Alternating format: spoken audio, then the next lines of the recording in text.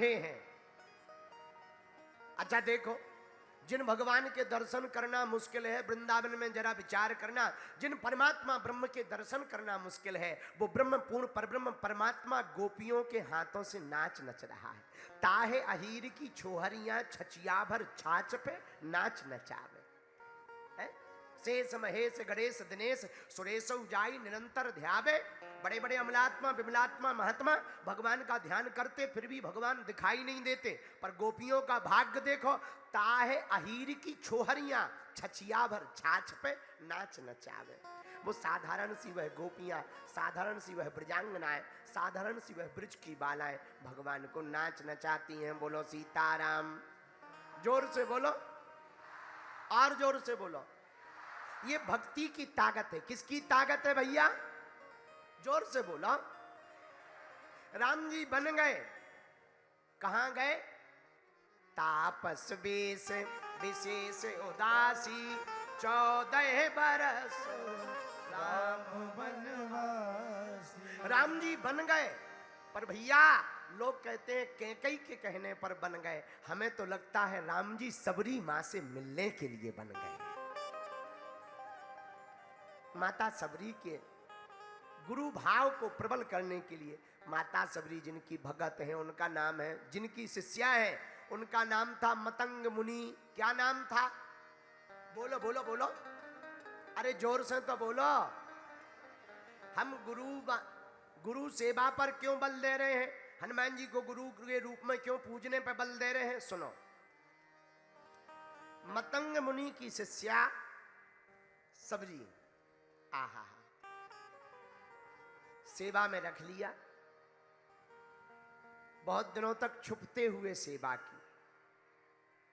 एक दिन शिष्यों ने पकड़ लिया। मतंग मुनि ने कहा, बेटी कौन हो तुम? सबरी ने अपना परिचय बतलाया। सबरी ने कहा, महाराज अभी बैठो, साधारण कोल भील की हम पुत्री है। हमारे पिताजी विवाह करना चाह रहे, पर हम विवाह नहीं करना चाह रहे। क्यों? महाराज हम भाग कर आ गए। विवाह में बहुत से पशुओं को मारा जाता है। ऐसा जीवन किस काम का कि हमारे विवाह के उत्सव में पशुओं की बलि देकर के उनका मांस खिलाया जाए। हमें ऐसा गृहस्थ जीवन स्वीकार नहीं है। इसलिए जितने पशु हमारे पिताजी ने जंगल से पकड़वा कर बांधे थे, तो सबरी कहती, जब हमारी माँ बालों को सुलझाने लगी तो हमने पूछा, माँ क्या बात है, आज हमारा श्रृंगार क्यों कराया जा रहा? सबरी की माँ बोली, बेटा तुम्हारा विवाह है आज। माँ ये पशु क्यों पकड़वाए जा रहे?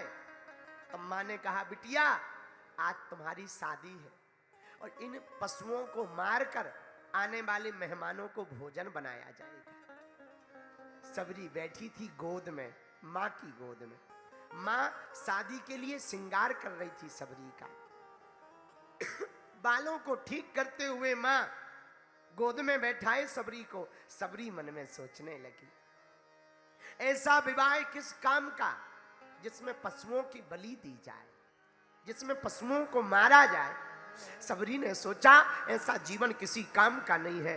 तुरंत सबरी माँ रात के अंधेरे में, दूसरे दिन बारात आनी थी, रात के अंधेरे में घर छोड़कर भाग गई। और जैसे ही निकली बाहर तो दरवाजे से जा ही रही थी, तब तक देखा एक छोटे से मकान के बाड़े में पशु चिल्ला रहे हैं। सबरी ने सोचा हम तो भाग ही रहे, ये बेचारे क्यों मर जावे। उनके भी बंधन को खोल दिया, दरवाजा को खोल दिया और पशुओं को हाँक दिया।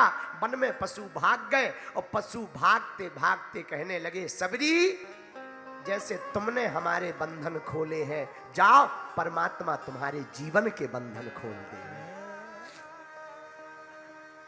आहा, और सबरी मां छोड़कर आ गई। गुरुजी के पास आई, मतंग मुनि के पास छिप छिप कर सेवा करती। एक दिन गुरुजी ने पकड़वा लिया, बेटी तुम छुप छुप कर सेवा क्यों करती हो? गुरुदेव हम छोटी जाति से, कोल भील है ना, आपके आश्रम में आ नहीं सकते। देखना पहले के महात्मा कितने महान थे। बेटी, भगवान की नजर में ना कोई छोटा होता है ना कोई बड़ा होता है। महाराज, पर हम तुम्हारे पास रहने लगेंगे तो लोग आपको ताने देंगे, बाकी महात्मा रखेंगे नहीं। मतंग मुनि ने कहा, बेटी हमारा नाम ही मतंग है, हम तो मतवाली चाल चलते हैं, लोगों का काम कहना है, हम नहीं रुकेंगे। यहां से आने के पहले हमने पद यात्रा की, उसका नारा ही दिया, भेदभाव की करो विदाई, हम सब हिंदू भाई भाई। जब हम पदयात्रा कर रहे थे तो एक छोटा सा बालक आया, बोले गुरुजी हमने आपको टीवी पे बहुत देखा। हमने कहा क्या नाम है तुम्हारा? बोले गुरुजी हम पांव पढ़ ले तुम्हारे। हमने कहा पढ़ लो भैया, प्रणाम कर लो, कोई दिक्कत नहीं। बोले गुरुजी हम अहरवार हैं, क्या तुम्हारे चरण छू सकते हैं? हमारी आंखों में आंसू आ गए। हमने कहा भैया हमारी नजर में तो सब राम जी के भगत हैं, कोई बड़ा छोटा नहीं, आओ बैठो। उसके साथ हमने भोजन किया। इन्हीं मतंग मुनि की प्रेरणा हमने ली। भैया कोई बड़ा छोटा नहीं, सबरी को स्वीकार कर लिया। बहुत दिन तक सबरी सेवा में रही। एक दिन गुरुजी की जाने का समय आ गया। गुरुजी लेटे हुए थे, सबरी गई, गुरुदेव क्या बात है, आप आज कहीं जा रहे हैं? सबरी के सिर पर हाथ रखकर मतंग मुनि ने कहा, बेटी हम ऐसी यात्रा पर जा रहे हैं जहां से कोई लौट कर नहीं आता।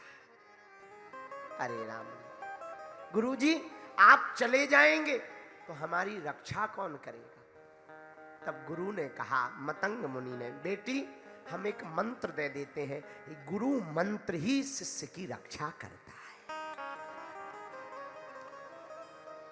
ये मंत्र तुम्हारी रक्षा करेगा। सबरी ने कहा, गुरुदेव आप जा रहे हैं तो मैं भी चलूं? गुरुजी ने कहा, नहीं तुम यहीं रहो। क्यों? बेटी तुम यहीं भजन करते रहना, हम तुम्हें वचन देकर कहते हैं त्रेता युग में अगर राम जी अवतार लेंगे तो एक दिन तुम्हारी कुटिया में खोजते खोजते आएंगे। सबरी ने कहा, वो ब्रह्म हमारी कुटिया में आएंगे?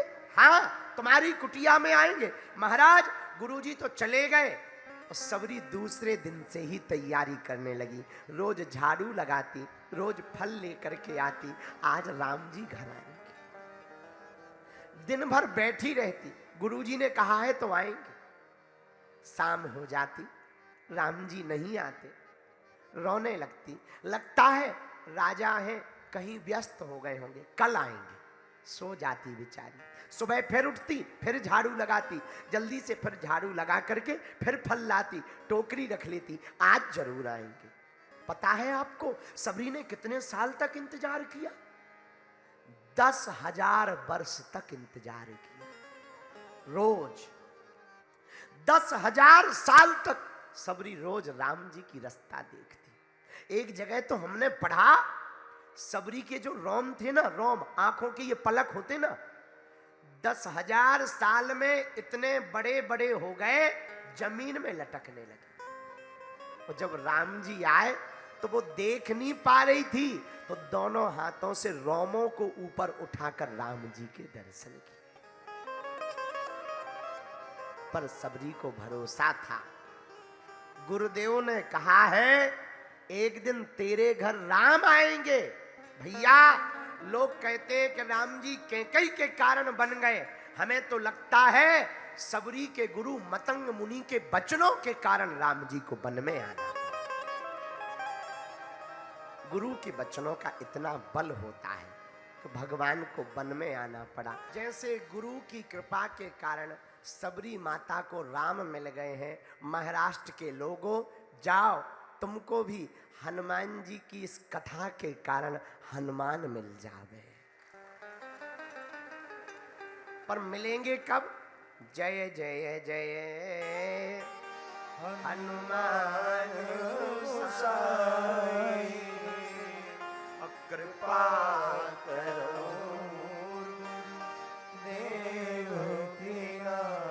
सबरी पर गुरु कृपा हुई तो राम जी आए। तुम पर भी गुरु कृपा हो जाएगी तो तुम्हारी जिंदगी में भी राम जी आ जाए।